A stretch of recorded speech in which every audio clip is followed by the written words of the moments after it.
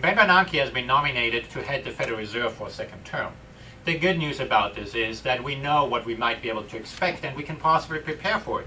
The bad news is that what we have to prepare for might be a weaker dollar, higher inflation. Bernanke, throughout his tenure, has been quite predictable. And we don't refer to his so-called transparency, how he's trying to guide the markets, which in our view is mostly an expectations management, but his academic writings on how to deal with the Great Depression and how he has pretty much step by step been trying to implement the same philosophy as in his textbooks into the practical markets. Now, traditionally, central banks worry about major things such as interest rate, setting money supply, but not about micromanaging economy.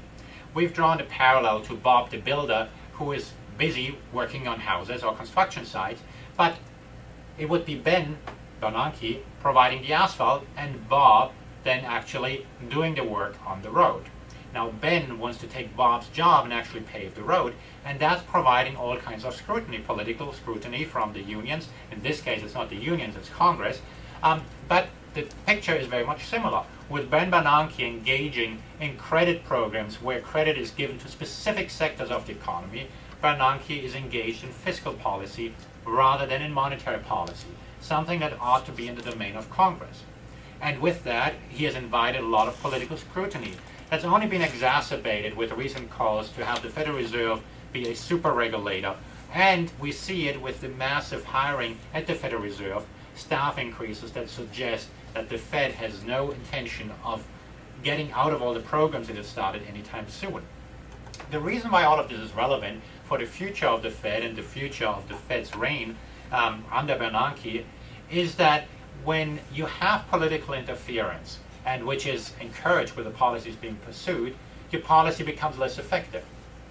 In early 2008, the Federal Reserve had to engage in an emergency rate cut of 75 basis points, 0.75%. Until then, the Federal Reserve was able to guide the markets with small moves or just talk, where the Fed would talk a little bit, and when the Fed is credible, they can just talk and move the markets. They had to move to an emergency rate cut. And then later that year, of course, they had to move to their quantitative easing programs, credit easing programs, whatever you want to call them, the printing of money, virtual printing of money.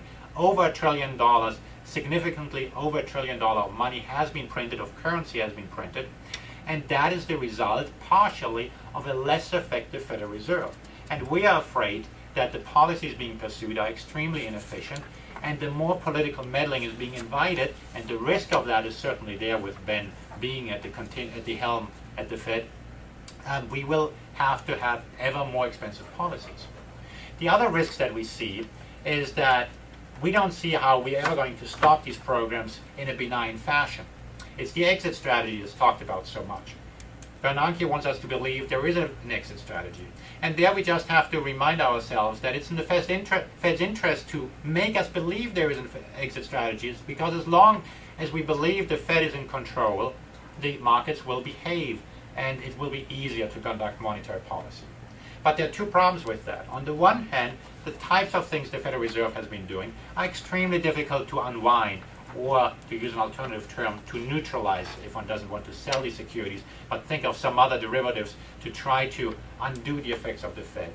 It's just structurally almost impossible to get rid of all these mortgage-backed securities, for example, that the Fed has been buying. And secondly, how on earth can we raise interest rates to Paul Volcker-style policies, Paul Volcker being the former Federal Reserve chairman in the early 80s that raised interest rates to as high as 20%. That's simply not possible in today's environment. And so as a result, we don't believe the Federal Reserve is able to mop up all this liquidity. And as a result, we very much see why the Fed has been doing all this talking about being in control, because in the absence of actually being in control, the best thing they can do is talk. But let's look at what the Fed has actually been doing. The Fed has been very aggressively in the markets buying securities, mortgage-backed securities, treasury bonds, amongst others. Impact of that has been widely talked about in the news is lower interest rates in mortgages, government bonds. What people don't talk about is that these securities are now more expensive. Indeed, we believe they're so expensive that they're not attractive to rational buyers anymore. Why would you want to buy something that a Federal Reserve has been inflating in price artificially to lower the yield. Well, the effect of that is that foreign buyers, for example, might not be interested in buying US securities anymore. And indeed, US institutions might not be interested anymore. There is talk about an increasing number of US institutions hedging their domestic dollar risk. And that is something, of course, that may have a long-term implication, or not just long-term implications, even short-term implications for the US dollar if other people are joining suit and are not interested in these securities anymore.